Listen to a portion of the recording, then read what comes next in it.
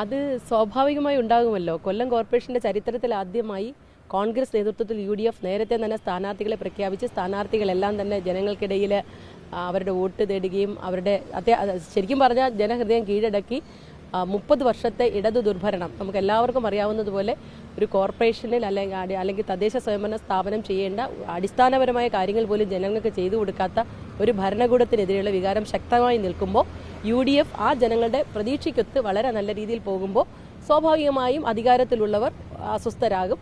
അതിൻ്റെ ഭാഗമായി കോൺഗ്രസിൽ അഭിപ്രായ വ്യത്യാസമുണ്ട് എന്ന പ്രതീതി ജനിപ്പിക്കുവാൻ വേണ്ടി ചെയ്തതാകാം. പിന്നെ നമുക്ക് എല്ലാവർക്കും അറിയാവുന്നതുപോലെ കോൺഗ്രസിന് വ്യവസ്ഥാപിതമായ ഒരു നടപടിക്രമങ്ങളുണ്ട് സ്ഥാനാർത്ഥി നിർണ്ണയത്തിന്.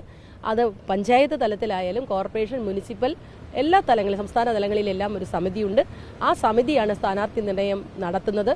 തദ്ദേശീയ അതായത് വാർഡുകളിൽ നിന്ന് കോർപ്പറേഷനിലാകുമ്പോൾ ഡിവിഷനുകളിൽ നിന്ന് പാർട്ടി പ്രവർത്തകർ ഒരുമിച്ച് ചേർന്ന് രാഷ്ട്രീയ സാമൂഹിക സാഹചര്യം വിലയിരുത്തി തരുന്ന ലിസ്റ്റ്, ആ ലിസ്റ്റ് ജില്ലാ കോർ കമ്മിറ്റി പരിശോധിച്ച് എല്ലാ വശങ്ങളിലും പരിശോധിച്ച ശേഷം ജില്ലാ കോർ കമ്മിറ്റിയാണ് തീരുമാനമെടുക്കുന്നത്. DCC പ്രസിഡന്റ് കൺവീനറായിട്ടുള്ള അതുപോലെ തന്നെ കൊല്ലം കോർപ്പറേഷന്റെ ചുമതലയായി KPCC നിയോഗിച്ചിട്ടുള്ള മുൻ മന്ത്രി ശ്രീ VS ശിവകുമാർ നേതൃത്വം നൽകുന്ന ആ സമിതിയിൽ ജില്ലയിലെ മുഴുവൻ മുതിർന്ന നേതാക്കന്മാരുമുണ്ട്. എല്ലാവരും ഒരുമിച്ചെടുക്കുന്ന തീരുമാനമാണ്. ഞാനോ മറ്റൊരാളോ ഒറ്റയ്ക്ക് തീരുമാനിക്കാൻ പറ്റുന്ന കാര്യമല്ല.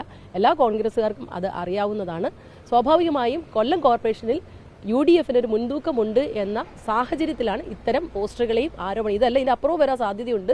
രാഷ്ട്രീയമായി അവരുടെ നേട്ടങ്ങൾ പറയാൻ കഴിയാതെ ഇത്തരത്തിലുള്ള എന്താ പറയുക നാഥനില്ലാത്ത രീതിയിലുള്ള പോസ്റ്ററുകളും പ്രചാരണങ്ങളൊക്കെ നടത്തും. അതിനെല്ലാം പൊതുജനം, പ്രത്യേകിച്ച് കൊല്ലത്തെ പ്രബുദ്ധരായ ജനത തള്ളിക്കളയും. UDF വിജയിക്കുമെന്ന് തന്നെയാണ് എൻ്റെ ആത്മവിശ്വാസം.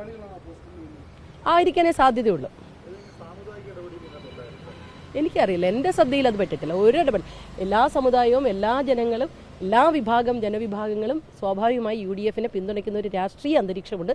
അതിനപ്പുറത്തേക്ക് വ്യക്തിപരമായ ഏതെങ്കിലും ഒരു സമുദായത്തിനോ അല്ലെങ്കിൽ ഏതെങ്കിലും ഒരു വ്യക്തിക്കോ ഇത്തരം സ്ഥാനാർത്ഥി നിർണ്ണയങ്ങളിൽ ഇടപെടാൻ കഴിയുമെന്ന് എൻ്റെ ഇത്രയും വർഷത്തെ അനുഭവത്തിൽ തോന്നുന്നില്ല.